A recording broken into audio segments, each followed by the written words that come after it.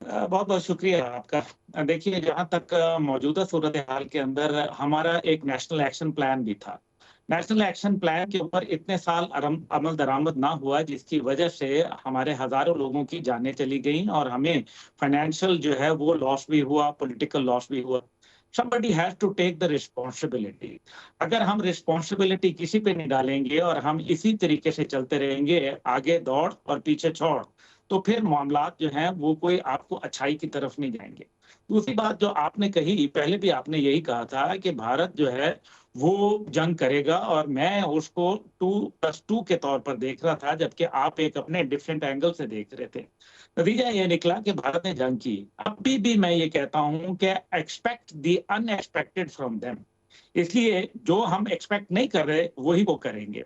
दूसरी बात यह है कि वो कन्वेंशनल डोमेन के अंदर जहां आएंगे, क्योंकि वो कश्मीर के ऊपर एक लिमिटेड ऑपरेशन उनका बहुत पुराना ख्वाब है।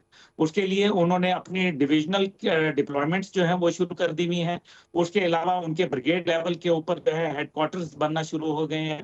मैं नहीं कह रहा कि वो बहुत बेहतर होंगे, लेकिन हमने पाकिस्तान और इंडिया के जो हालिया अगर मैं मवाजना करूं, तो मैंने देखा कि क्वालिटी वर्सेस क्वांटिटी था। क्वालिटी हमें जो है वो दिखानी पड़ती है हमारे प्रोफेशनलिज्म में। हमें जो इक्विपमेंट है उसको देखना पड़ता है, और इसमें जहां आपने बाकी सारी PL-15 और उसके बताया, वहां एक और भी बड़ा मिसहैप हो गया उनके साथ, और वो सैटेलाइट जैमिंग हो गई। भारत की जो सैटेलाइट थी वो जैम हो गई, और ये हमारा सुपीरियर टेक्नोलॉजी जो थी वो उनको आड़े हाथों ले लिया। लेकिन खैर, इसके अलावा जो जहाज गिरने की बात है, ये वो जहाज हैं जिनके ट्रेसेस हमारे पास मौजूद हैं, सिग्नेचर्स जिनको कहा जाता है, हम किसी भी दुनिया में प्रूव कर सकते हैं। लेकिन मुबशिर साहब, जो इस टाइम पे ग्राउंड में लोग थे, ग्राउंड पे जो जहाज थे, आपने मुख्तलिफ उधमपुर का देखा, आपने पठानकोट का देखा, दीगर जगहों के, तो वहां हैंगर्स में भी और पेंस में भी तो जहाज मौजूद थे ना। उनका क्या बना? इसलिए भारत को एक बहुत बड़ा नुकसान हुआ है, और लोग उसको सिर्फ रॉयटर की रिपोर्ट से देख रहे हैं, $83 मिलियन, $83 बिलियन का। जबकि मेरे ख्याल में अगर सारी कंस्ट्रक्शन वगैरह कर करा के अगर देखा जाए, तो वो उनको 300 बिलियन से भी ज्यादा है, और जो उनकी रिप्यूट है वो तो शायद 2000 बिलियन के अंदर भी नहीं खरीदी जा सकती। लेकिन इस सब के बावजूद अब आप देखें कि इस टाइम पे जो गैंग ऑफ फाइव है, जिसमें अमित शाह है, जिसके अंदर अजीत डोवल है, जिसके अंदर जो है राजनाथ सिंह है, जयशंकर है, और खुद नरेंद्र मोदी है, वो चाहते क्या है?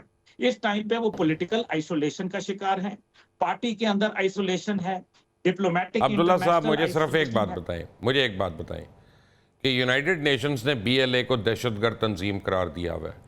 हिंदुस्तानी मीडिया के ऊपर हमारे पास बड़ा एविडेंस है कि जो उनके एंकर्स, उनके एनालिस्ट आके बार बार BLA को प्रमोट करते हैं, सपोर्ट करते हैं। हम वो क्यों नहीं यूनाइटेड नेशंस में लेके जा सकते कि ये टेररिस्ट आउटफिट्स को कर रहे हैं प्रमोट? व्हाट इज स्टॉपिंग अस? क्यों सो रहे हैं हमारे फॉरेन ऑफिस वाले? ये बिल्कुल आप आपको मालूम है कि जिस तरीके से कुलभूषण यादव का क्या केस जो है, उन्होंने बॉम्बे अटैक वालों का केस क्या इंटरनेशनल कोर्ट ऑफ जस्टिस में जाने दिया? तो नहीं जाने दिया। तो फिर कुलभूषण यादव का हमने 9 साल से वहां क्या झक मार रहे हैं? हमने उसको किस लिए शो पीस पे रखा हुआ है? क्या उससे हमें फायदा क्या नहीं, है? उसको नंबर तो वन। फांसी चढ़ा देनी चाहिए और दरख्त से टांग जी, के कि मेरे पब्लिक ख्याल में देखे। व्हाइल वी आर टॉकिंग उसको फांसी चढ़ा देनी चाहिए, ताकि ये मामला खत्म हो। दूसरी बात जो है वो आपने कही, कुल जो नरेंद्र मोदी था, उसने ढाका में खड़े होकर क्या बोला था कि मैंने पाकिस्तान तोड़ने में किरदार किया, तो ये एक्ट ऑफ टेररिज्म नहीं था? तो इसके ऊपर आपने जो है वो आपकी हुकूमत कहाँ रही? देखिए, बात यह है कि बिलावल साहब का आपने अपनी जिक्र किया, वो तो अभी शाम को जो है प्राइम मिनिस्टर साहब से मिल रहे थे। मसला यहाँ यह है कि अभी तक हम सिर्फ यहाँ, और फिर बिलावल साहब के साथ कौन लोग हैं? वही जो उनके जेरे साया थे, उन्हीं की पार्टी के लोग, जो उनके साथ कन्फ्रंट नहीं कर सकते, जो उनको एडवाइस नहीं कर सकते, जो उनको किसी चीज के ऊपर चैलेंज नहीं कर सकते। तो फिर अगर सारे मिलकर उनकी बात को हतमी समझेंगे, तो फिर हमारा नेशनल कॉज जो है वो कहाँ चला जाएगा?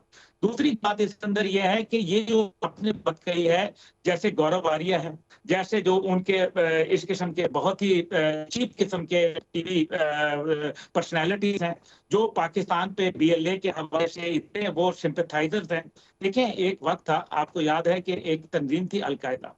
अलकायदा के मुतालिक अगर कोई इस तरह से उनको सपोर्ट करता था, या कोई भी उनके लिए कोई अच्छे जज्बात करता था, तो उसको जो है वो बाकायदा एक्ट ऑफ टेररिज्म पे नहीं, आता था, मैं और अगर पेट्रियट मैं एक्ट अगर का। हाफिज सईद का इंटरव्यू करूं या उनका कोई क्लिप चला दूं पुराना, है। तो मैं बैन हो जाऊंगा? आप बैन नहीं हो जाएंगे, आपको उठा लिया जाएगा, ये मैं आपको बड़ा वाज़ेह बता रहा जी हूँ। हाँ। लेकिन मीन्स बात ये है कि आपने किसी ने पूछने वाला ही कोई नहीं है। हमारा फॉरेन ऑफिस जो है वो बहुत मेरे ख्याल में इस टाइम पे कमजोर हालत में है, और अगर जिस तरीके से हमने डिफेंस में एग्रेसिव पॉलिसी रखी और ऑफेंस के ऊपर आए, अगर हाँ, फॉरेन ऑफिस मैं इसी बाय द वे तरीके पुराने से इंटरव्यू की बात कर रहा हूँ। मैं अभी तो वो जेल में है, मैं तक पुराने इंटरव्यू का क्लिप चला दूँ उस पर भी। बट एनीवे, डॉक्टर मारिया सुल्तान, मुझे एक बात बताएं। मैं चलें आपको एक ब्रेकिंग न्यूज़ देता हूँ, पूरे पाकिस्तान के लिए ब्रेकिंग न्यूज़ है, किसी को भी नहीं पता अभी तक, कि पाकिस्तान के पायलट्स हैं, उन्होंने J-35A पे ट्रेनिंग कर लिया, और मेरी इत्तला के मुताबिक 2 J-35A जो हैं इस वक्त पाकिस्तान में हैं, मौजूद हैं, और चाइना ने उनकी एडवांस डिलीवरी कर दी है। तो इंशाल्लाह जून या जुलाई में हम कम से कम 10 J-35A जो है वो एक्सपेक्ट कर सकते हैं। ये स्टेल्थ प्लेन है। स्टेल्थ का मतलब है कि हिंदुस्तान का रडार इसको नहीं पकड़ सकते। तो हमें ये तो पता है कि हम इंशाल्लाह कंप्लीट एयर सुपीरियॉरिटी हम ले लेंगे। लेकिन doctor Maria Sultan, what's next? I mean उसके बाद क्या क्या ऑप्शंस हैं इंडिया के पास? एक तो मिसाइल रह जाते हैं, ब्राह्मोस मारते रहें, ठीक है ना, हर जगह पे मारते रहें, हर शहर में मारते रहें, पाकिस्तान भी मिसाइल मारता रहेगा। What next? हमारा एक थ्रेशोल्ड है ना, हमने न्यूक्लियर डॉक्ट्रिन अपनी दी हुई है ना, तो फिर क्या, फिर डैम से भी हम जाएंगे, फिर हम अंबानी की रिफाइनरी पे भी जाएंगे, फिर हम उसके घर पे भी जाएंगे, अनाटालिया पे। देखिए मुबाशिर, मसला दरअसल ये है कि सबसे बड़ा प्रॉब्लम जो होता है, डिटेरेंस जो होती है, वो दो चीजों पे बेस्ड होती है। वो इस चीज पे बेस्ड नहीं होती कि आप कितना मार सकते हैं अपने दुश्मन। जो डिटेरेंस का जो कॉन्सेप्ट है वो इस चीज पे बेस्ड होता है कि क्या आपके हथियार उन तक पहुंच सकते हैं, क्या उनके खिलाफ जो दिफा है वो सचमुच इतना मौसर है या नहीं। देखिए, जो आपने टारगेट्स पिक किए हैं पहलगाम की वॉर में, उसमें क्या है, आपने S-400 किया, तो इसका मतलब ये कि आपने बताया हिंदुस्तान को कि आपका डिफेंस इतना मजबूत नहीं है जितना आप समझ रहे हैं, जितना आप तासुर दे रहे हैं। हम आपकी तमाम डिफेंस को मतलब अबूर करके वहां पहुंच सकते हैं। दूसरी बात कि ये है कि क्या आप अपने अहदाफ को हासिल कर सकते हैं। आपने कहा कि आपने वो तमाम टारगेट्स अचीव किए जो आपने बताए। आपने 15 airbases, 16 hang on airbases, Maria, और अगर फिर मैं आपको इंटरजेक्ट करूं, थोड़ा सा चेंज करूं, तो देखें, टेक्निकली स्पीकिंग मुझे एग्जैक्ट नहीं पता। मैं एक बात कंप्लीट कर लूं, उसके बाद अगर आप जी। देखें, इन सारी चीजों के साथ जो तीसरी चीज है वो है कॉस्ट ऑफ वॉर।